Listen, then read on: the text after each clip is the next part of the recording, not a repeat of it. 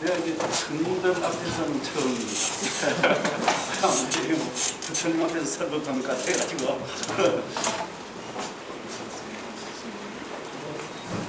문을 닫아볼게요.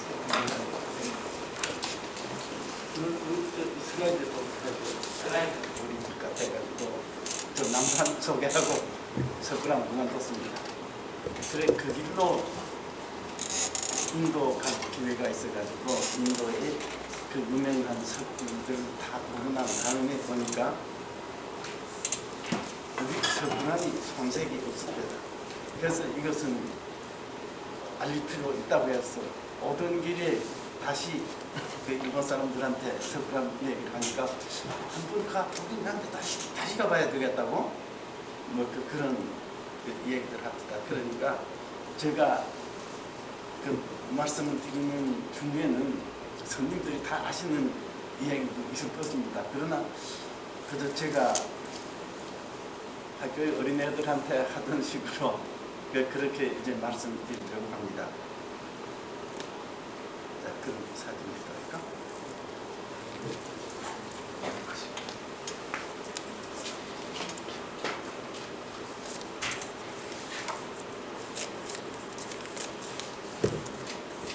네, 이렇게 되나?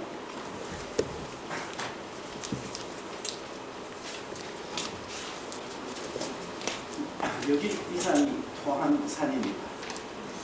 그 토함산이라고 하는 것은 동해바다에서 수분이 몰려와가지고 이 산을 넘는 기회가 좀 드물답니다. 그래서 누구는 맛이 없다가 또였다가 한다고 토함산이라고 해야 되는데 아주 옛날에는 바다가 보이는 산이라는 그런 것도 있겠습니다.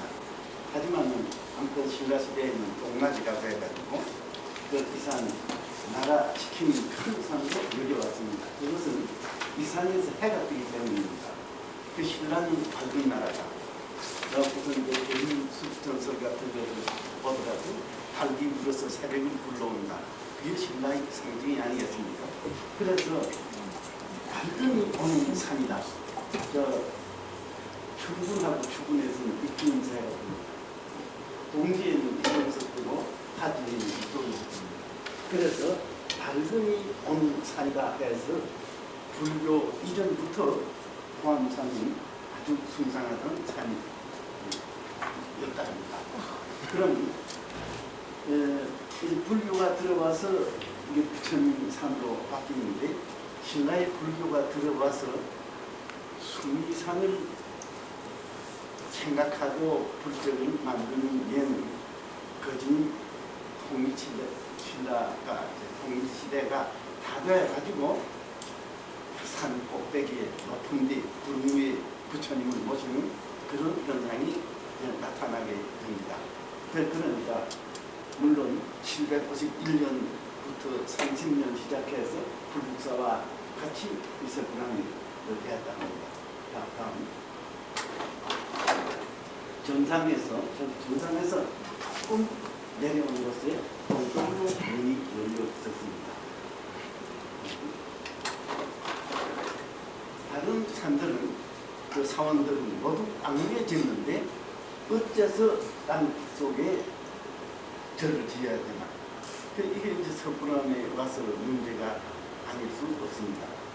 인도는 열대 지방입니다. 그 열대 지방에서 가장 필요한 것은 서늘한 곳을 제공해야 됩니다. 인도는 불교 이전부터 문해설을 이루거든요. 그래서 좋은 일을 한 사람은 또 좋은 데 태어나고 지금 팔자 나쁜 사람은 살아있을 때 나쁜 일을 했기 때문에 지금 그런 것을 그런 모양으로 태어났으니까 너희들이 죄를 받아라. 그래서 그 천한 사람들은 올라갈 길이 없었답니다. 그래서 부처님이 돌아가신 후 열반에 드신 후 한 300년 지나서부터 이 석굴이 생깁니다.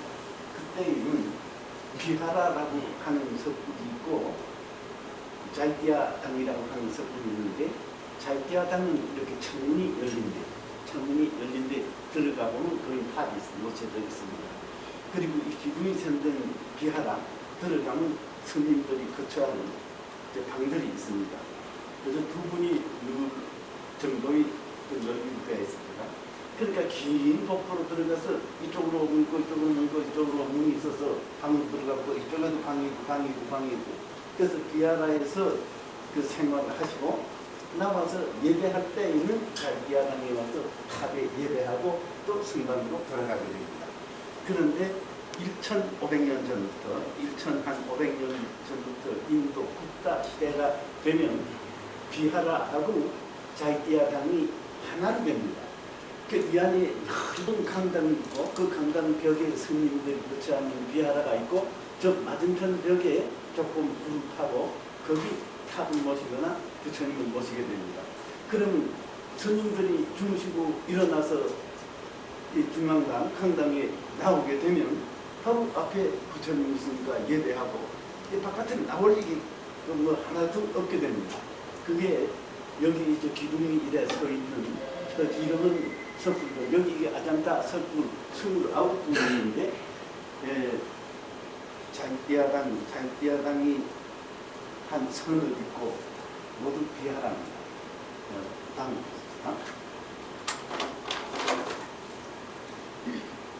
이게 가르디 석굴이라고 하는데 입구에서 30m 들어가서 이 탑이 있습니다. 그런데 이 탑에는 부처님 사리가 들어있지 않고 그냥 상징이라는 탑을 부처님 그 사리가 그 사리를 상징하는 그런 것이랍니다. 그러니까 지금 이 석굴을 파는데 다른 데서 돌을 하나도 옮겨가지 않고 그냥 있는 걸 파서 탑을 만들고 기둥을 만들고 그리고 나머지 나머지 그 돌들을 딱 끌어냈습니다. 30m 안이라 그렇다면 아무리 인도라 하더라도 태양광선에 영향을 미치지 못합니다. 그 서늘한 그 속에서도 이렇게 더 서늘하라고 양산을 뽑아놓은 것을 봤을 때 인도에서 더운 것이 얼마나 고통스러운가. 그러면 부처님을 서늘하게 해드린다. 이게 이제 석굴사원의 목적이고 그 다음에 부처님을 섬기는 스님들을 서늘하게 해드린다. 그것이 살아서 가장 좋은 일을 하는 방법이다. 해가지고 이거 돈 얼마나 드리겠습니까? 참으로 많은 사람들이 그 돈을 내서 이걸 만들었을 것입니다. 다음 여기는 가루지 석굴입니다. 여기는 불교 석굴이 몇 군데고 그 다음에 이제 자인학교 사람도 힌두교 그 석굴 사원이 다들 많은데 규모가 굉장히 큽니다. 아무튼 이런 것이 저쪽에도 있어가지고 아마 이 기둥이 7개인가 됩니다. 그리고 큰 강당 같은 것이 전부 석굴 안에 이렇게 만들어졌으니 모두 보는 사람마다 야야 하지 않을 수 있을 정도로 규모가 큽니다.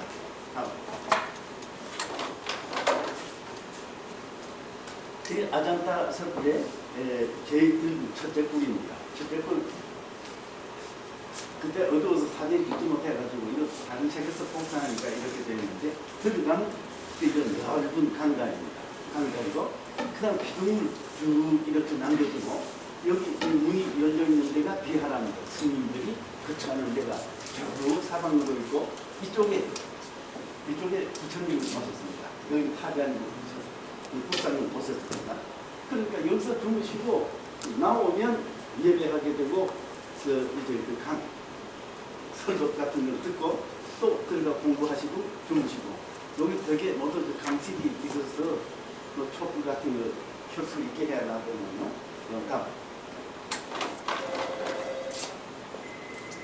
이거는 중국 금강 석굴입니다. 이쪽에서부터 저 끝까지 30리 된다는 30리 되는데 벌집처럼 이 석굴 사원이 이렇게 있으니 그 숫자를 봐서 엄청난 그 숫자입니다. 그런데 우리나라에서는 석굴암 하나 가지고 그 무슨 석굴 이야기를 할 수 있겠나. 그렇게 두면 우리 석굴암도 그 예술적 가치나 종교적인 가치를 봐서 절대 못하지 않다고 생각합니다. 그 다른 나라는 큰 바위산이 있어서 그 바위산이 있어서 돌을 하나도 다른 데서 옮겨가지 않고 그냥 사람들이 정으로 쪼아내가지고 기둥을 남기고 부처님 남기고 이렇게 해서 만드는데 섭섭하게도 신라 땅 안에는 그렇게 큰 바위산이 없습니다. 그러니까 신라 예술가들이 실망했을 것입니다. 우리도 큰 바위산만 있으면 저런 걸 만들 수 있는데 그러나 포기하지 않았습니다. 땅을 파고 돌을 모아서 조립식으로 만들어 놓고 흙을 덮어서 다른 나라 석굴처럼 이렇게 보이게 한 것은 우리 석굴랑 하나밖에 없답니다. 인도나 중국이 일본에서도 볼 수 없는 그런 양식이라고 합니다. 이게 이제 전면입니다. 평면도입니다. 이 둥글지 않습니까? 여기는 둥글고 앞은 모가 났습니다. 이것은 옛날 사람들이 우주관 천원 지방이라 하늘은 둥글고 땅은 모가 났다. 모가 났다. 그럼 또 모가 난 데가 우리 인간이 사는 데고 이것은 하늘 우주 법의 모두입니다. 그래서 여기 있는 비바람을 다스리는 용이 새겨져 있고 여기는 춘달처럼 건달과 하늘 아래를 다스리는 천신이 새겨져 있고 여기는 인디인 김나라가 새겨져 있고 여기는 귀신이 나라 야차 그 다음에 대양이 나라 마누라카 새들이 나라 가부가 여기는 지옥이 대표자 아수라가 있습니다. 그러니까 하늘 아래서부터 지옥까지 그럼 여기 하늘로 들어가는 게 하늘로 들어가는 데는 수미산 꼭대기입니다. 수미산 꼭대기는 사왕천이라고 하는 데 있어서 사천왕이라는 무서운 장치가 많은 부하들을 거느리고 동서남북을 지키고 있기 때문에 우리 땅 세계에서 어떤 힘을 가지고서도 하늘 세계는 더럽힐 수 없다. 그것은 여기 사천왕이 지키고 있기 때문입니다. 그런데 부처님은 법계의 핵입니다. 하늘 우주의 한가운데다. 그래서 거기는 절대 변하지 않는 곳이다. 같은 글자 쓰지 않습니까? 정말 변하지 않는다. 참 진짜 쓰고 나니까 진묘의 세계. 그 진묘의 세계는 우주의 한가운데인데 어째 석굴암에서는 조금 뒤에다가 부처님을 배치했나 하는 것을 이제 풀어야 되겠습니다. 사람이 눈에는 가끔 착각을 일으킵니다. 거리가 똑같은 거리인데도 밝은 것은 앞에 나와 보이고 어두운 것은 뒤에 들어가 보입니다. 그래서 밝은 쪽에 속하는 색들을 전진색이라고 하고 어두운 쪽에 속하는 색들을 후퇴색이라고 합니다. 그러니까 이건 후퇴색이고 이건 전진색이다. 다음 편입니다. 그 속에 그러니까 어둡지요. 그래서 광선이 비쳐서 부처님을 먼저 비추게 되니까 이 밝은 부처님은 앞에 나와 보이고 어두운 벽이 뒤에 들어가 보이게 됩니다. 이걸 만일 그냥 이치만 생각하고 콤파스로 딱 부처님을 가운데 모셨더라면 이 부처님은 앞으로 툭 튀어나오고 벽이 그 뒤로 물러서서 석굴암을 중심을 이뤘을 것입니다. 지금 1200년도 더 되는 그 옛날에 벌써 광선이 광선에 대한 것은 그만큼 섬세하게 계획해가지고 부처님을 살짝 부여앉혀서 정말 중앙에 있는 것처럼 보이게 했다. 이렇게 된다면 지금 형광등을 가지고 비친 것은 잘못이 아닙니까? 그 광선, 중앙이라는 것은 광선을 어떻게 비침으로써 아름다운 것입니다. 밑에서 올려 비치는 것은 대단히 실례입니다. 아무리 아름다운 위인이라도 밑에서 광선을 올려 비춰놓으면 그건 뭐 귀신처럼 보입니다. 이렇게 우리가 옛날 이만큼 광선을 생각하고 했는데 형광등을 켜가지고 비친다는 것은 우리가 얼마나 지금 잘못하고 있는 일인가 하는 걸 이제 생각해 봐야 되지 않을까 합니다. 참. 석굴암에서 제일 굉장한 것, 제일 자랑스러운 게 빛입니다. 이거는 저는 중국에는 못 가봤습니다. 인도에도 빛 이렇게 나타난 데가 없습니다. 그러니까 제일 강한 빛은 우리가 백호, 이 백호가죠. 이 백호에서 빛난다는 것은 기타가 태자가 아니고 선도한 부처님이라는 그 뜻이었다는데 그 시인 김상욱 그 선생 얘기는 이렇습니다. 태양이 지구를 돌다가 동해바다에 문 올라왔을 때 뭔가 번쩍하는 게 있더라. 그래서 그런 이제 백호의 빛이 자기 빛이 그렇지 위대한가 하는 것을 태양이 처음 알았다. 그런 그 시가 있습니다. 이처럼 여기 이제 중심된 빛이죠. 이 백호를 중심으로 해서 두광이 있습니다. 머리에서 빛이 난다. 또 몸에서 빛이 나는 신광이라고 하는데 석굴암에서는 신광을 생략하고 두광만 나타났습니다. 그런데 이 두광이 참으로 석굴암에서는 신비하게 되어 있다. 다음. 어느 사람이 저쪽에 가보면 빛이 이쪽으로 오게 됩니다. 또 이쪽에 가서 보면 빛이 저쪽으로 갑니다. 그래 갔다 왔다 하다가 부처님 앞에 가서 부처님 얼굴을 쳐다봤을 때 다음. 쳐다봤을 때 그 빛이 하늘에 비칩니다. 그 뒤에 빛은 없어져 버리고 하늘에 비친다. 그래서 이거 둥글게 하는 것은 하늘이라는 것을 되겠습니다. 그 공룡눈 하는 것은 이게 하늘 현상입니다. 다른 나라 공룡현은 돌이 하나만 떨어지면 다 무너지게 되어 있습니다. 석굴암에서는 30개의 돌못을 박아놨습니다. 이렇게 30개의 돌못을 박아가지고 돌이 하나 빠져도 없다. 그렇기 때문에 천정들과 무너졌어도 이 부처님이 살아 계신 것은 이 돌못 덕택입니다. 그런데 이 돌못이 거저 박혀 있는 것이 아니고 부처님이 빛을 사방에 탁 터뜨립니다. 그래서 그 빛이 하늘가에 갔을 때 보살로 화신해가지고 모두 감실에 지됩니다. 이 보살들이 이 돌못을 따라가지고 한 대 합하면 열애가 되고 두 해가 되면 다 보살로 저 10군데 지금 8군입니다만 그 감식을 열인 거 봐서 그 옛날에는 그 10분이 보살로 화신해가지고 이 우주를 탔습니다. 아주 신비한 것입니다. 그러니까 대양광선이 분해돼서 무지개 되고 그 무지개가 한 대 합해서 또 백광이 된 것처럼 그러니까 색즉시공 공즉시색 바로 이런 거 아니겠습니까? 이렇게 신비하게 나타낸 예는 그 인도에서도 보지 못했습니다. 그 책에서만 공부했지만 저 중국 석굴 사원에도 없었습니다.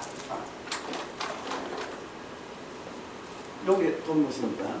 그러니까 처음 일본 사람들이 발견했을 때 이런 상태였습니다. 이런 상태였는데 요 돌못이죠. 이 돌못이 30개나 박혀 있기 때문에 이만치 헐그러졌어도 상하지 않았습니다. 또 여기 자세히 보십시오. 여기 기와가 덮여 있죠. 또 기와가 덮여 있고 그게 그렇게 많지 않습니다. 그리고 여기 이제 저간도 있고 여기 저간도 있고 이렇게 한 것은 습기가 들어가서 위로 빠져나갔지. 그 다음에 하늘에서 오는 비는 그 기와를 통해서 바깥으로 떨어지게 되고 이 부처님 대장 밑에 아주 찬 샘물이 있습니다. 그 샘물이 우리가 처음 왔을 때 이 앞으로 나와서 수채풍에서 폭포로 쏟아졌습니다. 그래서 거기서 손 씻고 입 씻고 그리고 부처님 예배해 드렸는데 그 물이 지금 어떻게 해서 앞으로 내려왔는지 모르겠지만 그 물이 중요하답니다. 수증기는 와서 찬데 부딪히면 물로 변한답니다. 그러니까 수증기가 여기 동해바다에서 여기 올라왔다가 이 벽에 붙기 전에 찬데 땅에 그 물로 이슬이 맺혀지기 때문에 벽이 상하지 않았다. 그렇게까지 과학적으로도 많이 생각을 한 것인데 일본 사람들이 여기다 흘러내면서 시민층을 발랐던 것입니다. 그러니까 수증기가 빠져나갈 길이 전부 막혔으니 불과 1000수백 년 내려오던 이 석굴 사원이 일본 사람들이 손질한 다음에 불과 몇십 년 만에 그 풍화가 생기고 이렇게 상처를 입었던 것입니다. 그리고 이제 또 생각해 볼 일은 저는 경주에 온 지 한 50년이 됩니다. 그래서 문안에 자주 올라가 봤습니다. 아침에 해 뜰 때 이제 바닷물이 시커멓고 그저 부처님도 누르르한데 검은 모양이 나타납니다. 그 바닷물이 후루락 누르락 하다가 해가 붉은 솟아올 때 바닥에 그 빛이 됩니다. 밑에서 광선이 올라오니까 이 꽃배거지 빛이죠. 꽃배거지 비치는데 그때는 광선이 약해서 전부 분홍빛입니다. 이 분홍빛이 얼굴이 환하게 비쳐가지고 그 빛이 보살에 반사하고 보살에서 남한상으로 반사하고 들어가서 그 분홍색의 그 위대한 또 부처님 앞에서 바다를 내다보면 바다 역광을 받아서 산 등성이가 전부 그 빛을 보입니다. 칠금산 칠향의 가운데 있는 수미산 꼭대기에 부처님이 계시다. 바로 수미산 정경은 아침에가 솟아올 때 봤는데 지금은 그 앞에 뭐 가지고 나왔으니까 그런 정경은 원래 볼 수 없습니다. 그리고 또 하나 요 기둥 사이에 여기 아치형으로 된 거 있는데 그건 일본 사람들이 수리할 때 만들었던 것입니다. 그 해 뜰 때 딱 그 그림자가 얼굴을 가립니다. 그렇게 안 했을 것입니다. 그건 뜯어버려야 됩니다. 요 위에 있는 거 여기 없지 않습니까? 다음.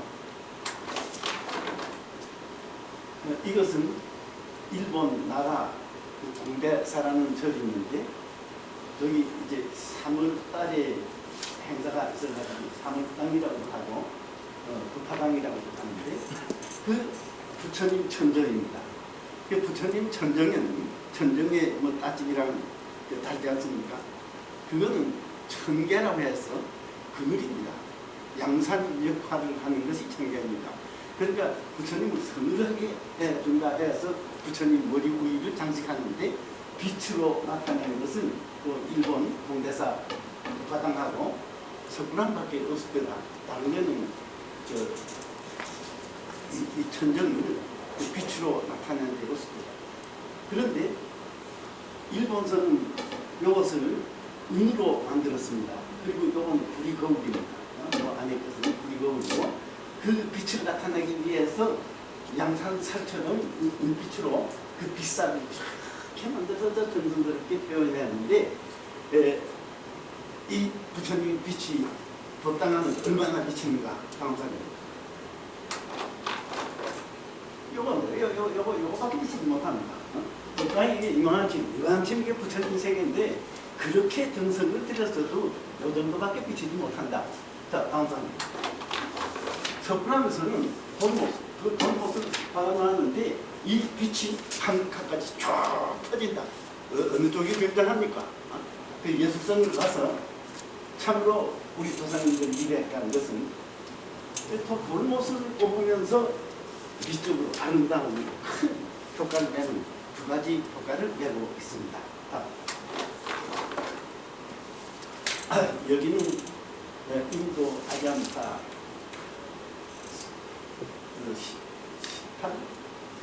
18불입니다.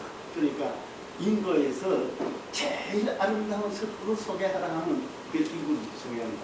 지스트 증명하죠. 그런데 이 천정은 빛이 아닙니다. 석가래입니다.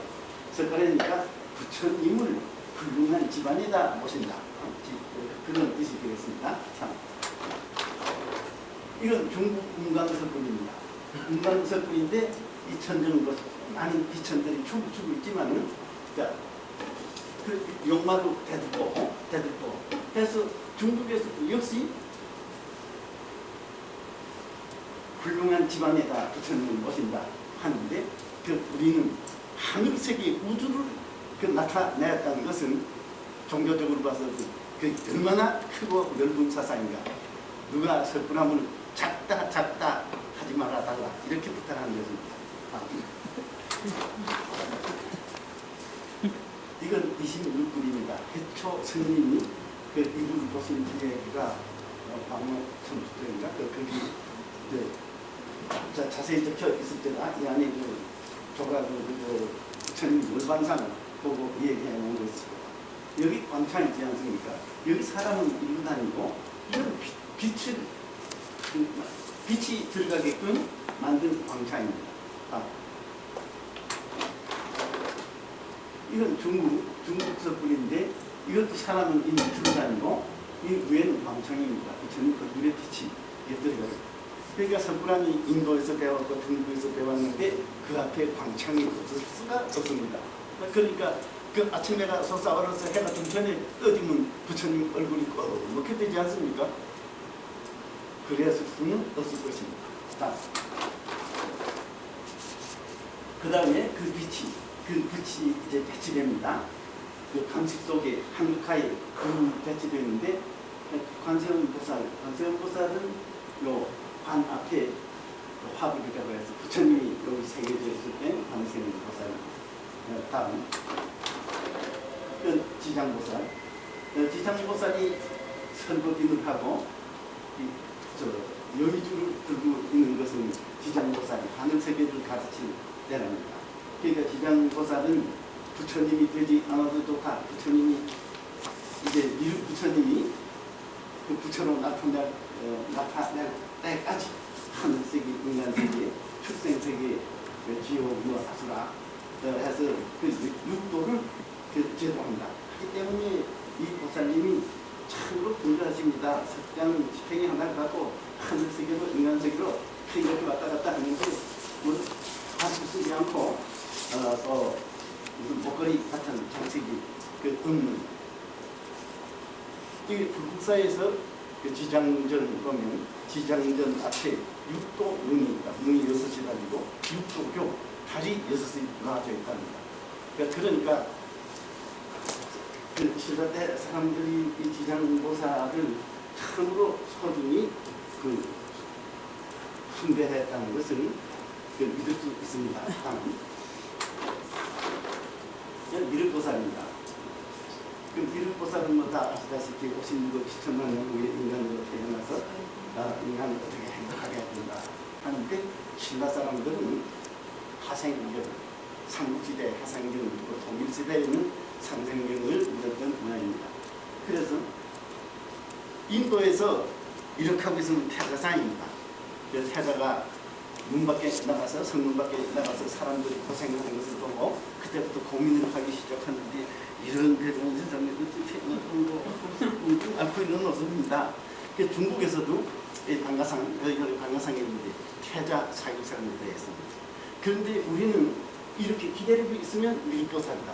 어째서 신라 파랑들은 미륵신앙이었습니다. 우리 죽어서 극락에 가는 것도 소중한 일이지만 살아서 부모님 모시고 형제들하고 같이 이웃하고 더불어 살아있는 이 세상을 부처님 나라로 만들어 놓고 행복하게 살고 싶습니다. 이 천진한 그 파랑군도들이 56억 7천을 만나는 우리 기다리지 못하겠습니다. 지금 내려오십시오. 단석산에 가보십시오. 참 높은 바위벽에 오래 앉아서 기다리는 내가 인간 세상에 태어나서 저 사람들을 어떻게 행복하게 하는 것을 생글생글 웃으면서 이렇게 기다리고 있는데 한쪽에 높이 8m 되는 큰 우상을 새겼습니다. 거기 명문이 적혀있는데 미륵 삼존법이라고 했어요. 그렇겠죠. 불법에 무슨 시공이 있겠습니까? 행한 게 그대로인데 그래서 그 미륵 대부를 단석산에 모셔놨다는 것은 그 신라 화랑들이 그런 정성 양미인데 이건 방가상을 여기다 할 수 없습니다. 방가상을 할 수 없어서 보통으로 세우고 앉았지 않습니까? 이 세운 것을 윤왕자라고 합니다. 윤왕자. 그런데 개jul사의 박물관에 옮겨진 약사야대가 걸려 있었습니다. 그 옆에 모시고 있던 그 일광보살, 오르광보살이 이 윤왕자로 이렇게 앉아 있었는데 이렇게 무릎을 세우고 어느 부처님이 없다 해서 스님들이 파괴해버렸습니다. 그건 참으로 우리나라에 흔히 보지 못하는 윤왕자 불상이 있는데 그렇게 했습니다. 그래서 좀 스님들 불경만 공부하시지 말고 조금 문화재에 대한 것도 좀 공부해 주셨으면 했는데 오늘 김원장님 스님들이 오신다 하니까 그래서 참으로 고맙게 생각하고 좀 버리장머리 없지만은 이렇게 나왔습니다. 자, 그 유마거사 있습니다. 그 다른 보살들은 모두 꽃송이에 앉았는데 평상위에 앉았죠. 뭐 탐료 같은 걸 쓰고 해병을 지금 하고 있습니다. 그래서 누가 가서 그 유마거사 병문을 하고 오라 하니까 그 문수보살이 가지 않습니까? 제자들 다 데려가. 그러니까 문수보살이 그래서 아이고 그사님 요새 뭐 편치 않은 사단이 어떻습니까? 보살들 자기 병은 걱정하는 무슨 남의 병 걱정하는가? 아니 우리가 이렇게 건강한데 그게 병이로다. 보살들은 더러운 데는 살살 피하고 깨끗한 데만 찾아다니는데 깨끗한 곳에 연꽃이 피는가? 이렇게 다 더러운 데 더 앉아서 그래도 더러움을 타지 않고 깨끗할 때 부처님이 가르치는 중. 그래서 사리불이 6절 하더랍니다. 그래서 일본에 가봐도 유마가사 상이 많이만 저 도성을 내야 있을 때다. 하지만 이렇게 저 하늘 세계에 보살들하고 같이 동격으로 있는 것이 아니고 어느 한쪽 구석에다 모셔놨던데 이거 정말 우리들은 반갑습니다. 유마거사께서 하늘나라에 계시니 우리 머리를 굵은 사람도 잘만 하면 하늘나라에 간 그런 수도 딱 하는 걸 가르쳐주지 않습니까? 그래서 아무튼 이 석굴암 그 보살 같이 보면 대단히 훌륭하다고 생각합니다.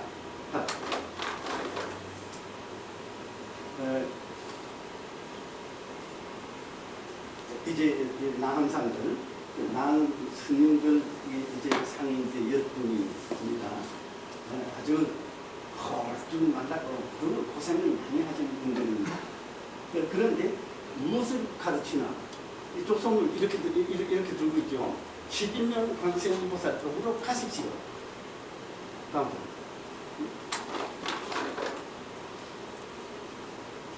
제일 앞에 향로를 둔 두 분이 제일 나가 많은 분입니다.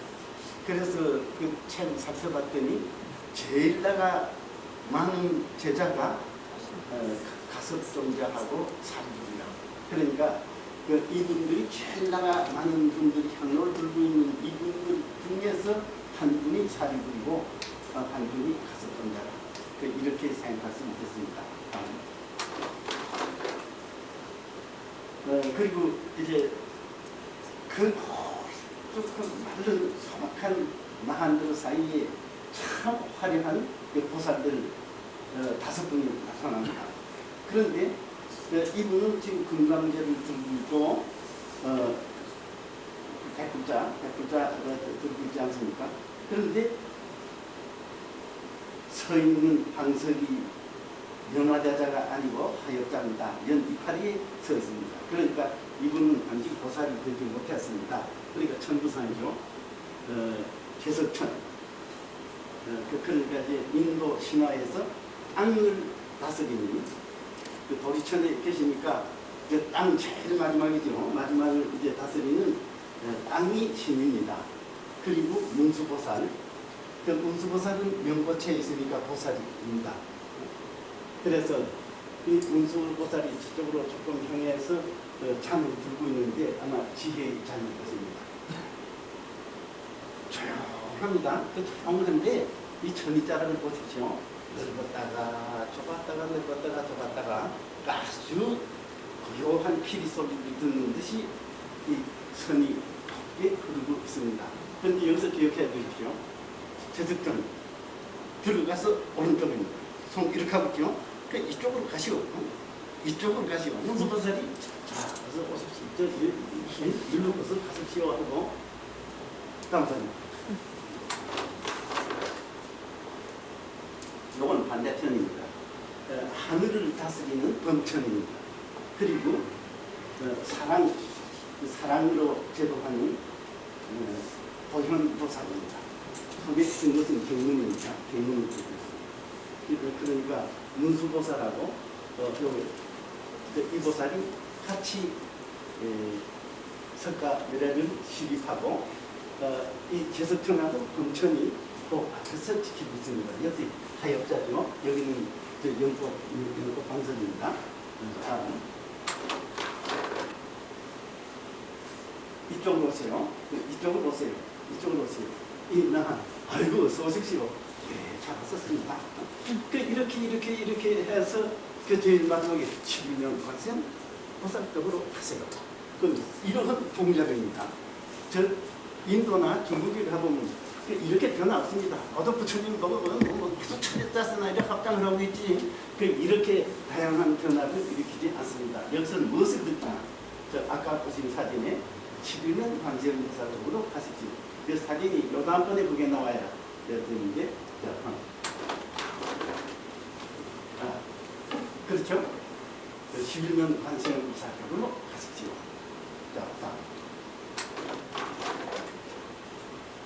아마 세계에서 렐리프 조각, 도둑생은 렐리프 조각을 생각하는데, 렐리프 조각으로 가장 아름다운 조각을 꼽아라 하면 석분한 11년 관세음 보살을 뽑은 것입니다. 여기 얼굴이 실상 9입니다. 얼굴이 9인가요? 새로 만들어 놓고 뒤에 보이지 않습니까? 그러니까 9년 관음이라고 하는 것이 옳을 것 같은데 12년 관음이라고 뭐 하는 역할이 같으니까 무방하겠습니다만 여기 얼굴 11은 이 보살이 지닌 11가지 위력, 11가지 무명을 없애해주고 11가지 밝음을 인간한테 준다는 그 위력을 나타내는 것인데 눈이 조금 치켜 올라가죠. 서양선은 눈이 저렇게 치켜 올라가만 우리 동양선은 약간 올라가는 것을 미인으로 계산합니다. 먼저 눈꼬리가 약간 올라가는 것. 그 다음에 입이 작습니다. 입이 큰 것들 못습니다. 짐승들 보십시오. 그 토끼라든가 연사라든가 풀 뜯어먹고 사는 것들 입이 장가하는데 먹는데 저런 돼지 같은 거 이거 크죠. 그래서 사람도 입은 작은 것이 가장입니다. 그 다음에 이렇게 견사하면 여성다운 어깨에 여성다운 어깨에 아주 허리가 가립니다. 그리고 고려청자들처럼 늘씬하니 다들 보십시오. 이게 얼마나 하지 않나? 참 금방 핀 연꽃 위에 곱게 팔을 놓고 한쪽에 정경을 들고 한쪽에는 영락자락을 들어서 새끼손가락을 이렇게 들고 있는데 정말 피가 도는 것 같습니다. 그 피도 붉은 피가 아니라 이차동이처럼 하얀 피가 흐를 것 같이 정말 청결하고 깨끗합니다. 여기 이 조용한 몸체에 이 전자락이 넓어졌다 또 간겨졌다가 크게 왔다 넓어졌다 이렇게 봐서 참 휘어서 나는 이 선이 움직임을 보십시오. 얼마나 그 고요한 움직임을 느끼게 하는가. 여기에 정화수가 들어있답니다. 이 정화수는 더러운 마음을 씻어주는 정화수랍니다.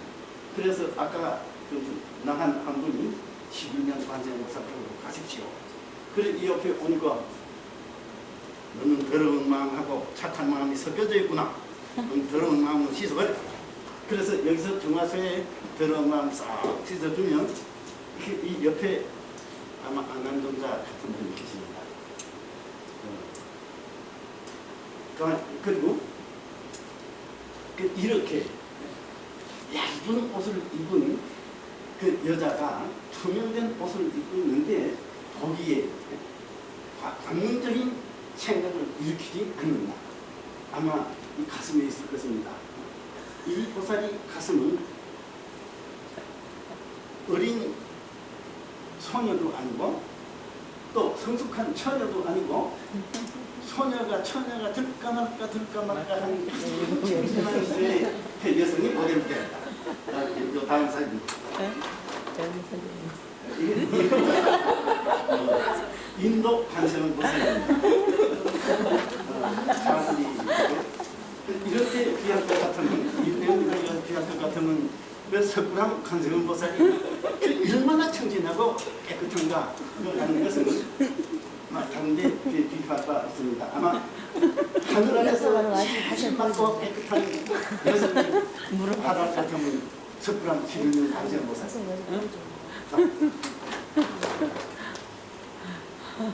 그 다음에 요 분이 여쪽에 시부면 관세음 보살 쪽에 있는 분이 나이 제일 어립니다. 나이 제일 어린 분이 안난존자가 제일 어리고 그 다음에 라브라 저 석가부처님 아들이라고 합니다. 그러면 이게 어느 분이 누군지 더 잘 그 성격을 파악한다 같으면 찾아낼 수 있는데 지금 이래 붙여놓은 순서대로 붙여놓은 것은 그런 실례입니다. 그런 실례입니다. 좀 더 착실히 공부해서 하면 이 10대 제자 그 성명도 확인할 수 있으리라고 믿습니다. 이분이 나가 제일 많은 분이죠. 그러니까 가섭변자나 사리분 통작했습니다. 그래서 이번엔 이렇죠. 이쪽을 넣으십시오. 이쪽을 넣으십시오. 이쪽을 넣으십시오. 이쪽을 넣으십시오. 부처님께 예배하시오. 아이고 처음에 들어왔을 때 그 무섭던 그 부처님이 더러운 마음을 쓱 씻고서 나와보니 참으로 거룩하고 훌륭하다. 그래서 기쁜 마음으로 절을 하고 나오면 풍암산을 넘어서 부처님이 나라 불국사가 있는 신라로 올 수 있다. 얼마나 굉장합니까? 만일에 이석구람 부처님이 김씨 강릉에 한 사람을 위해서 존재한다 같으면 석구람이 별 가치가 없다고 생각합니다. 이때 경동왕 때 여기를 조성했다니까 그 다음에 성덕대왕 신종이 되지 않습니까? 성덕대왕 신종에는 이런 마지막에 이런 글이 있습니다. 이 종소리 울리는 곳마다 악은 사라지고 천이 일바다 나라 울타지는 새우처럼 끊어요. 나라의 생명탄문한 인간은 물론이요 짐승들의 이르기까지도 바다에 있는 물결처럼 바로 깨달음이 기올라 괴로움 속에서 벗어나게 해주십시오. 둥 하고 올릴 때 나라 사람들이 다 참된 다음에 임금이 좋은 데를 간다 했어요. 그러니까 이 석굴암 불국사를 어째 만들었나? 하늘이 부처님 나라 우리 땅에 건설해서 모든 백성들이 다 행복하게 산 다음에 임금이 좋은 데를 가는 것이지 그 대왕만 다 바라보고 앉아가지고 니만 잘 가라. 그게 어디 신라시대 역사가 그렇게 되어 있습니까?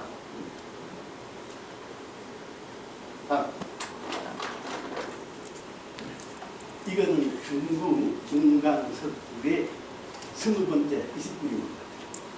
여기 이제 자잘한 부처님 계시죠? 자잘한 부처님이 쭉 앉아 계신데 부처님이 빛이 비치는 곳마다 거기에 부처님이 계시다는 그걸 나타낸 것입니다. 그런데 부처님 대광이가 빛이요. 그 빛에다가 부처님이 이렇게 새겨나가는데 석굴암에서는 그 빛을 천정에 반사시켜 가지고 그 빛이 나가는데 전부 보살로 화신해서 세상을 제도한다. 이건 종교적으로 봐도 석굴암이 얼마나 훌륭하다는 것을 우리는 인정 안 할 수 없습니다. 그럼 이제 이 불 없이 감식이 없이도 할 수 있을 겁니다. 어째서? 이것도 색임되지 않습니까? 그 부처를 색임되는데 어째서 감식을 만들고 이 부처님들을 앉혔는가? 이 감식이 없이 그냥 이런 데다 새겼다 같으면 변화가 없습니다. 박다. 밤이 없는 세상이 되어버립니다. 이 감식을 파나기 때문에 어둡지 않습니까? 그러니까 명암이죠. 어둡고 밝고 그 지루하지 않게 이렇게 했습니다. 그리고 천정에 많은 돌못을 박아서 무겁습니다. 이 벽에 얇은 주가들을 했기 때문에 벽이 약해 보입니다. 그럼 천정이 무너진 것 같습니다. 이걸 그렇게 깊이 팠기 때문에 벽이 두껍게 보이면서 안에 들어가 있는 사람들이 조금도 불안하지 않게 보이게 했습니다. 그럼 또 이제 우리 눈에 착각이 있거든요. 요게 뒤로 벌고 요게 짧아 보입니다. 그러나 여기 같습니다. 같은 것인데 하나는 뒤로 벌고 하나는 짧아 보입니다. 이렇게 착각이 있습니다. 요거하고 요건 똑같은 것입니다. 크기가 똑같은 것인데 달달한 속에 갇혀 있는 것은 커 보이고 큰 속에 갇혀 있는 것은 실상보다 작아 보입니다. 석굴암 부처님은 325cm, 일본의 나라대물이 16m입니다. 크기로 비하면 석굴암은 아주 조그만 것인데 석굴암에 들어서면 석굴암 부처님이 아주 커 보인다. 어째서? 이 벽에 있는 나한상들이 또 우리 키보다 조금 더 큽니다. 더 큰데 이 무릎 좀 와 있죠. 그 다음에 이 부처님들은 좀 높은 조각이지만은 물속에 들어가 있습니다. 깊이 들어가 있습니다. 그래서 이 보살 나한상들이 감히 부처님 앞에 어떻게 나오나 했어. 되게 얇게 있기 때문에 가운데 있는 부처님이 거대하게 보이게 된 것입니다. 그러니까 거대하게 부처님을 크게 만들지 말고 이 옆에다 작은 것을 배치하면 부처님은 자연히 크게 보이는 것인데 어째 부처님을 자꾸 크게 한다고 합니까? 법주사의 뭡니까? 팔당전 우리나라에 하나밖에 없는 목탑입니다. 그 곁에다가 그런 큰 부처님을 만들어 놓으면 어느 게 커집니까? 부처님 때문에 탑이 작아지고 탑 때문에 부처님이 작아지고 그렇게 지혜 없는 일 왜 석굴암 보십시오. 얼마나 지혜롭게 만들었는가. 다음 커 보이죠?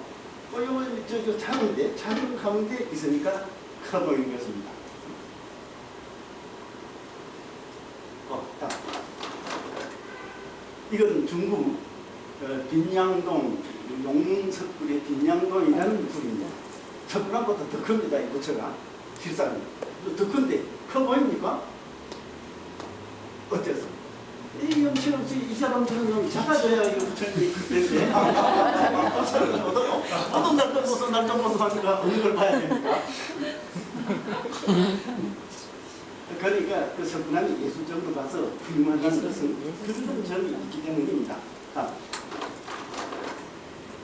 그러면 부처님은 크고 보살 나한상들은 작다. 큰 것하고 작은 것은 갈라집니다. 여기는 밝은 거하고 어두운 것을 나타냈습니다. 이렇게 반대되는 것, 어두운 것, 밝은 것 갈라집니다. 그건 미술 용어로서는 통일되지 못한다고 합니다. 다음 달. 그러나 이쪽에서 반쯤 양보하고 이쪽에서 반쯤 양보해서 여기 회색을 이렇게 넣어놓으니까 한 집안 식구가 되지 않습니까? 이런 것을 이제 통일이다.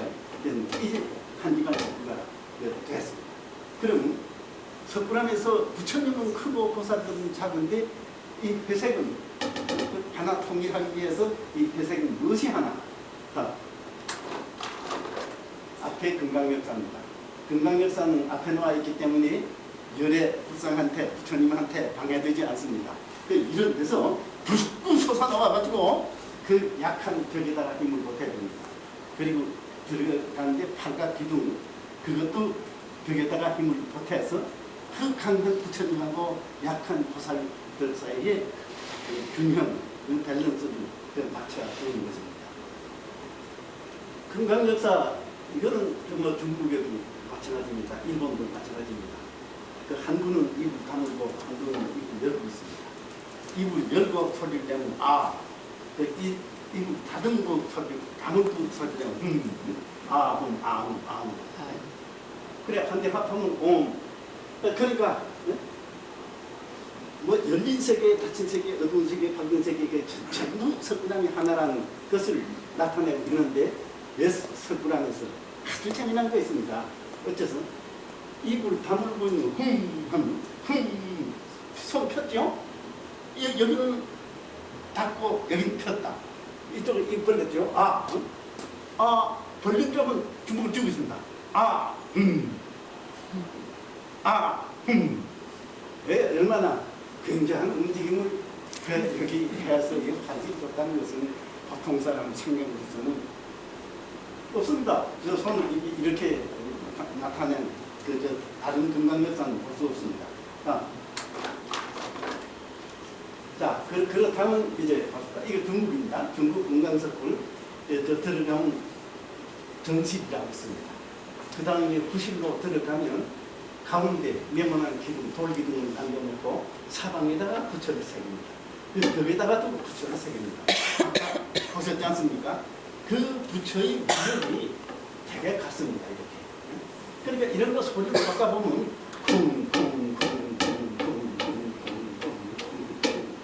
꼭 중국 사람들 그러니까 석굴암은 부처님은 크고 금강역사는 조금 크고 벽은 잘 나갔다. 그러니까 삼박자에 연주되는 교향악이라 이렇게 멋진 음악을 연주하는 그런 교향악이 연주하는 그런 석굴이 어느 나라에 있던가. 그래도 눈만 딱 감고 생각하면 석굴암은 하늘 전부와 땅 전부입니다. 어째서 작습니까? 그 정신세계에서 보면 작지도 않은 것입니다. 그리고 우리가 작다 하는 것은 인도에는 스님들이 거쳐하는 비하라가 전부 석굴 안에 있기 때문에 석굴이 그렇게 굉장히 크게 만들어지지만 우리나라야 열대지방이 아니지 않습니까? 그러니까 스님들이 거쳐하는 비하라는 밖에 목조 건물로서 많이 있었고 부처님을 모신 데만 그 석굴로 만들었기 때문에 작다 하는 것이지 실상 규모 작은 그 석굴이 아니었을 것입니다. 그리고 이제 그 보시면 부처님이 크고 이 벽에 조각들이 하고 이쪽이 크고 이쪽이 커서 전부 그 박자를 맞춰주고 있다는 이런 사실이 이해되면 여기 방해되는 것입니다. 여기 부처님 얼굴이 그림자가 있습니다. 다음.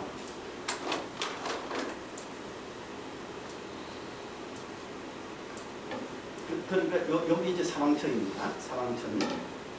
그리고 여기는 지옥까지.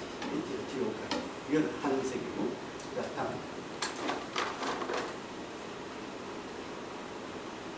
사천홍입니다. 사천홍은 그 밑에 이런 마귀들이 밟고 있습니다. 깔고 있거나 밟고 있습니다. 그래서 이것은 이 심장들이 가진 힘은 착한 것을 옹호하고 악한 것은 용서 안 한다. 통하지 못한다. 그 아들들 생명가라고 부릅니다. 그럼 그 일반 사람들이 전쟁할 때 신사에 가서 손 툭툭 치고 우리 막나라 그 가서 쳐부신데 도와주시오. 어여.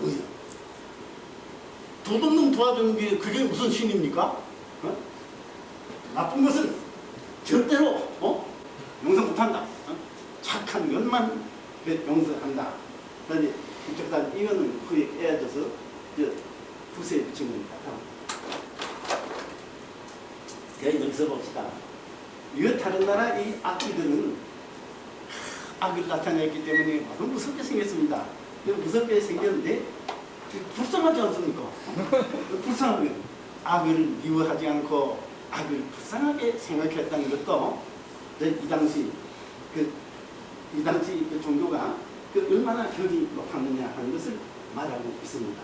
동쪽은 맡은 지구촌이고 북쪽을 맡은 당문천입니다.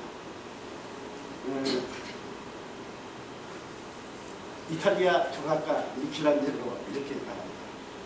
인체에서 가장 아름다운 것이 어디냐? 그래서 미켈란젤로는 이렇게 말했습니다. 인체에서 가장 아름다운 것이 여기 대퇴 허블달입니다. 어째서? 이 달이 이게 발달하지 못하고 인간이 네 발로 기어들어면 언제 문화를 창조해야겠나? 이 뼈가 발달해가지고 사람을 일거 세워놨기 때문에 손이 해방돼서 여러 가지 물건도 만들고 여러 가지 해가지고 인간이 만물이 영장이 되는 것이다. 그러니까 여기서 이 뼈가 발달해야 된다. 그래서 그 사람이 의사당 앞에다가 다비상이라고 그 나체 조각을 만드는데 그 모델된 아이가 다리 짧아가지고 덩그랬다는 거예요. 덩그려서도 어른도 없습니다. 이 뼈가 이만치 발달한 남자가 있거든. 지구상에 조각이나 살아있는 사람이나 다 데려봐. 재보라. 얼마나 발달했습니까?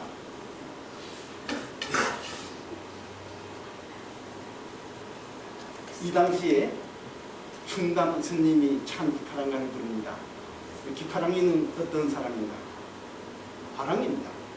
그래서 충담 스님이 그 기파랑이 밑에 있다가 기파랑이 죽은 다음에 그 기파랑이를 애도한 것이 참 기파랑가입니다. 열침에 나토양들이 흰구름 조촉하는 안디아 파란 나리의 기간인 짓이시라. 이로나리 제베케 님이 디니 다시 한번 나사에 갖다 쫓누아져 아차까지 높아 서리 모르고 풍을길 장나무 꿋꿋합니다. 사시사철 풀어서 아무리 서리가 와도 끄덕었습니다. 그것처럼 기파랑이도 장나무처럼 꿋꿋해가지고 아무리 서리가 와도 끄덕없는 것처럼 아무리 적군이 쳐들어와도 끄덕없는 당당한 모습입니다. 기파랑이 마음은 이로나리는 북천내입니다. 북천내과에 자갈돌 봐라.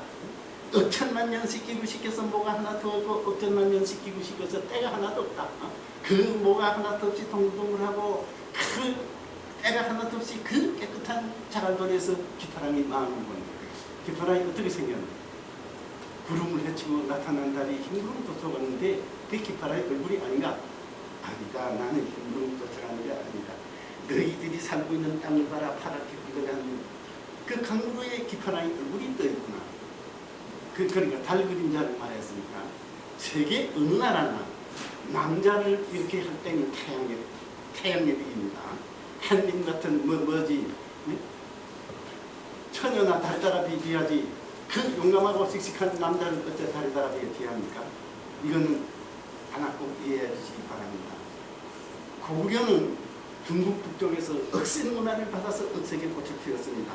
백제는 양자강 의역에서 발달한 육종문화 부드러운 문화를 받아서 부드럽게 꽃을 피웠습니다.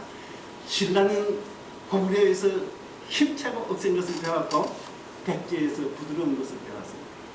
그 첨성된 것이지만 기단이 이육부자입니다. 그 몸체 안에 우물정자 2개 있습니다.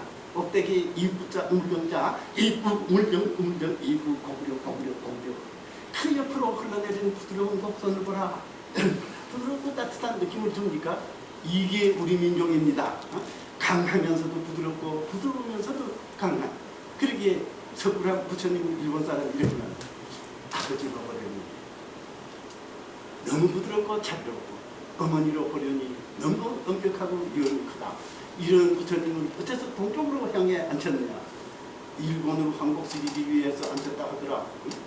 사람을 당나서게 사람을 초월하 이렇게 힘차고 어쩌면서도 이렇게 하늘지 부드럽고 자비로운 이런 부처님 앞에 무릎을 꿇고 있는 일본 국민이야말로 세상에 법을 타고난 민족이다. 이건 하마다라고 하는 사람이 동양미술사에 그렇게 썼을 때다. 그럴 줄 알았으면 석굴암 이쪽에 돌려놨을 걸 그랬습니다. 다음.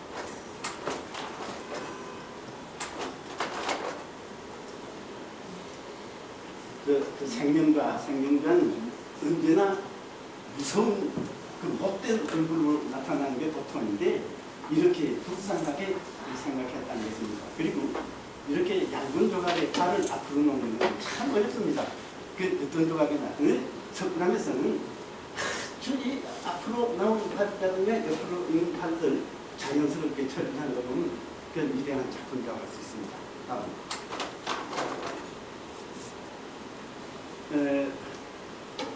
사진이 그려서 잘 보이지 않습니다.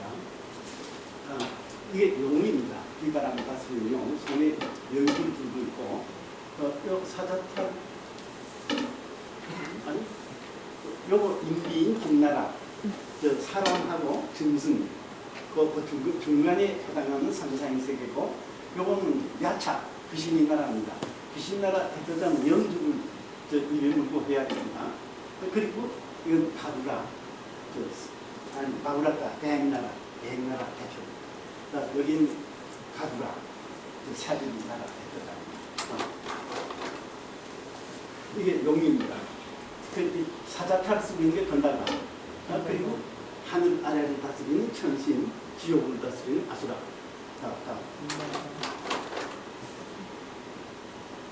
여기 이제 아수라 상이 여기 얼굴이 셋이고 팔이 8개 달린 그 이분이 지옥을 대표하는 아수라가 되겠는데 이것도 팔이 8개입니다. 고려시대에는 팔이 6입니다. 6이고 신라시대 팔이 8입니다. 꼭대기에 해와 달이 들고 있습니다. 요 화가 났을 때 이 8팔을 움직이면 뭐 세상이 뒤죽박죽이 된다고 해가지고 그 수라장이라는 그 말이 생겼답니다. 아무튼 석가 부처님, 석간에 계신 석가 부처님이 그 자리가 하늘에 차고 땅에 차고 그 다음에 지옥에까지 이 지옥에까지 닿았을 때, 그 퍼져나갔을 때 우리 인간들이 정말로 평화롭게 살 것이라는 참으로 위대한 그 평화의 전당이라는 걸 알 수 있습니다. 이게 이제 석가람 부처님입니다. 어머니로 보기에는 너무 미움이 크고 엄격하고 아버지로 보기에는 너무 부드럽다는 그 석가람입니다. 한 20년 전에 미국의 도어든이라는 조각가가 왔을 때 이렇게 얘기합니다. 나는 이번에 세계 일주하면서 지구상에 있는 조각을 모두 보고 옵니다. 인도에서 버마에서 태국에서 큰 불산을 볼 때마다 나는 불교신자가 아니기 때문에 만든다고 수고 많이 했구나. 그렇게밖에는 생각을 못했습니다. 그런데 내가 이 석가람 부처님 앞에 보니까 불교신자가 아니지만은 모자를 붙여라고 싶은 생각이 저절로 납니다. 그래서 이 얼굴 열려요. 이 얼굴은 지구상에서 제일 평화로운 얼굴입니다. 이건 제가 하는 말이 아닙니다. 전형한 조각가가 남기고 한 말입니다. 다음. 이게 중국 금강석굴 20불입니다. 이거 허물어졌기 때문에 이 부처님이 지금 볼 수 있죠. 이 앞에 벽이 허물어졌습니다. 이 부처님이 일어설 수 있겠습니까? 못 일어섭니다. 일본 나라대불이 손을 이렇게 하고 이렇게 하고 앉아 있는데 일어섰다 하면 천정이 다 무너지고 그 지붕 위로 머리가 나가게 됩니다. 일어서지 못합니다. 석가람 부처님은 일어섰을 때 천정이 닿을까 말까 일어서서 부딪히지 않습니다. 돌 붙여가 뭐 일어서 나갈 게 있습니까? 나는 일어설 수 없다 같으면 보는 사람에게 그렇지 우울하고 답답한 부담감을 주는데 일어서도 부딪히지 않기 때문에 건축하고 조각이 제일 좋아하는 것은 석가람입니다. 아까 하마다라고 하는 사람이 아니에요. 뭐 이게 다 아시겠죠? 성도 하실 때, 이 손을 이쪽 손 위에다 놓은 걸 선정이라고 하지 않습니까? 그러다가 내가 왜 6년 동안이나 고행했나? 이때까지 나는 고행을 한다고 고생을 찾는데 내 정신이 전부 소모돼버리고 진리를 생각할 기회를 놓쳤다. 고행 그만둔다. 하고서 벌떡 잊었어서 그 미령선화라는 강물에 가서 모욕을 합니다.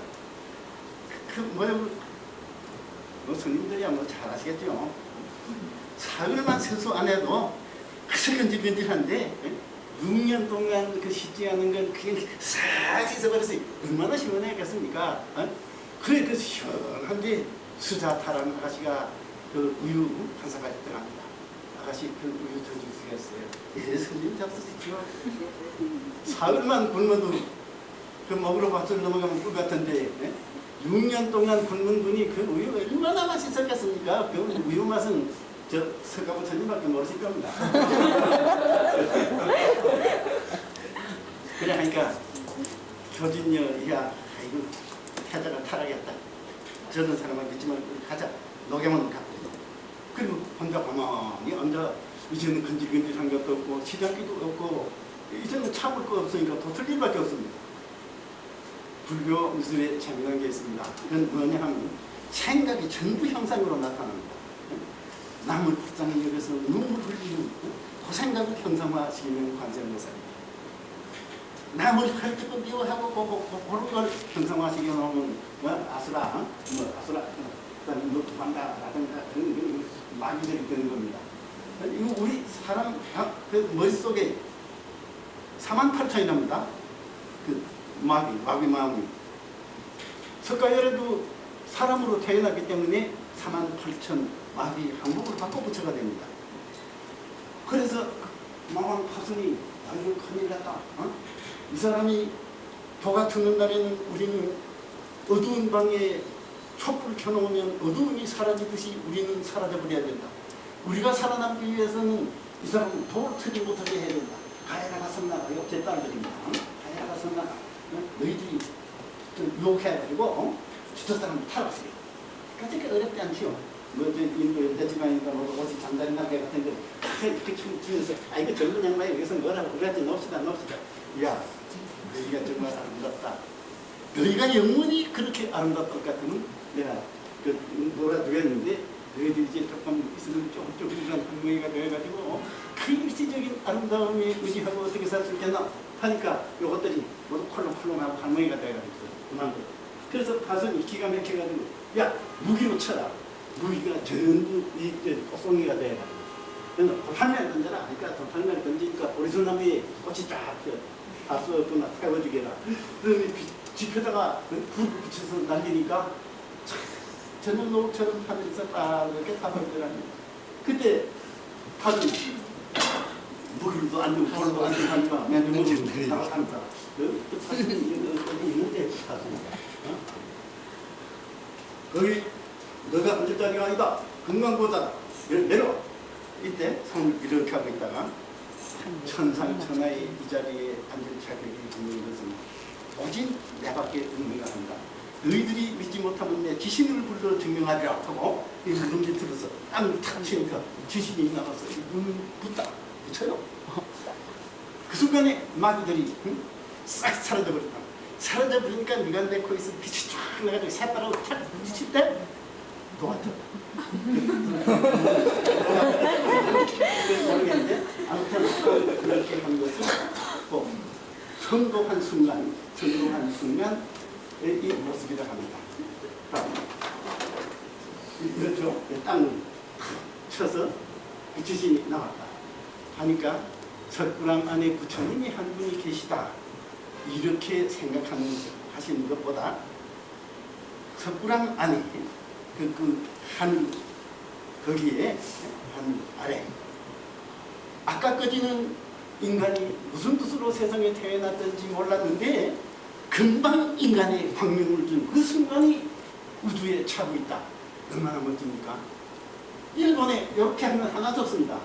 뭐 조그만 부처님인지 몰라도 이 손을 하면 하나도 없습니다. 중국에도 부처가 많지만 10손가락 아닙니다. 그렇게 많지 않습니다. 그 인도에는 많이 있습니다. 그런데 우리나라는 골구람 부처님이 촉장마 인사입니다. 그리고 칠구람 부처님이 촉장마 인사입니다. 그 다음에 대구 갑바위 부처님이 촉장마 인사입니다. 석굴암 촉장마 인사입니다. 석굴암 이후에는 석굴암 부처님이 경고해주기 때문에 촉장마 인상을 하는 부처님이 아주 많습니다. 그러니까 이것은 호국불교. 처음은 적군을 마귀로 봤을 때 마귀 항복을 시키고 나라 지켜준다. 그러니까 신라불교는 어느 한 사람이 개인이 잘 되는 것이 아니라 전체가 다 잘 되었을 때 나도 잘 될 수 있다는 그런 생각으로 이루어진 그 절이 대부분입니다. 그 남산의 많은 불상을 봤어도 일본에 없습니다.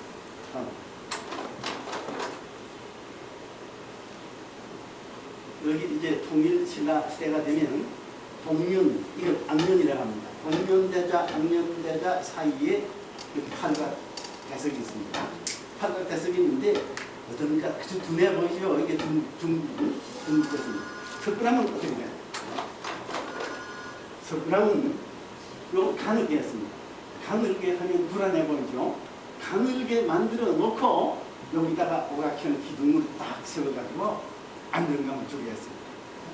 약한 듯 약하지 않는 듯. 얼마나 멋집니까? 이거 그냥 이만한 두께로서 덤벼냈을 것 같은 중국 것처럼 무겁고 둔한 그 대조가 됐을 텐데 아무튼 그 부처님 대자로서 가장 훌륭한 것도 석굴암 부처님 대자라고 생각합니다. 저 해뜬 모습입니다. 동해에서 해뜬 모습입니다. 이때 그 불안의 부처님이 아주 분홍색으로 천정까지 빛이 받게 됩니다. 그래서 이 해가 또 올라오면 앞에 광창이 있어서 그 광창으로 빛을 받게 돼 있었는데 지금 그 광창은 없어졌습니다. 마지막으로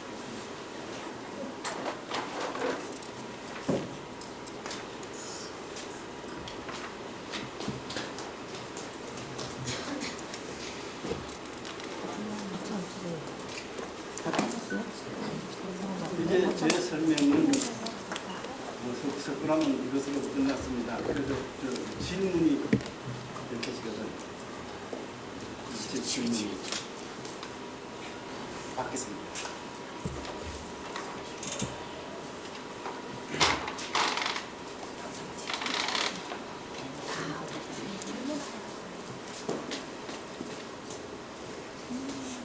질문이라기보다는 선생님께서 뭐 거의 평생을 명상하고 사시면서 저희 젊은 학생들한테 해주시고 싶은 말씀 계시나요?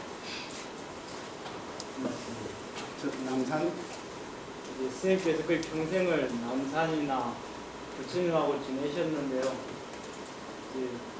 그렇게 사시면서 저희 젊은 스님들한테 해주시고 싶은 말씀이 계시면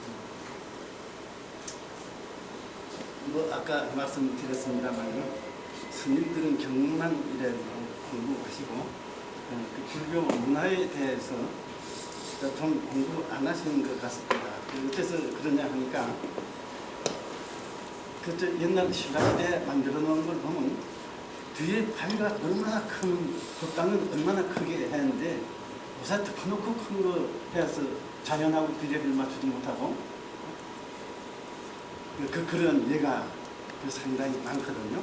그리고 아까 대급사에 있던 유망자의 보살은 우리나라에 귀한 것인데 그런 것도 그냥 망가뜨려 놓는다는 것은 너무 공부 안 했기 때문인데 이제 21세기를 우리가 맞이해서는 연장난 못한다 하더라도 우리 그 자손들이 아닙니까? 그 자손들이 있어서 옛날 월명 스님이 피를 보고 가면 하늘에 떠가던 달도 간 길을 멈추고 듣고 갔다. 그런데 그 스님이 글도 잘 듣고 피도 잘 들었고 그저 이렇게 그건 다양한데 그저 돌아가셔서 중앙대만 가실 생각만 자꾸 하시니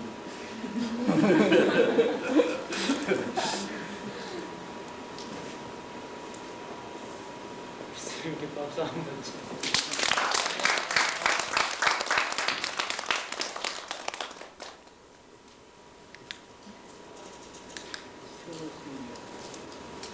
네, 그림 마치겠습니다.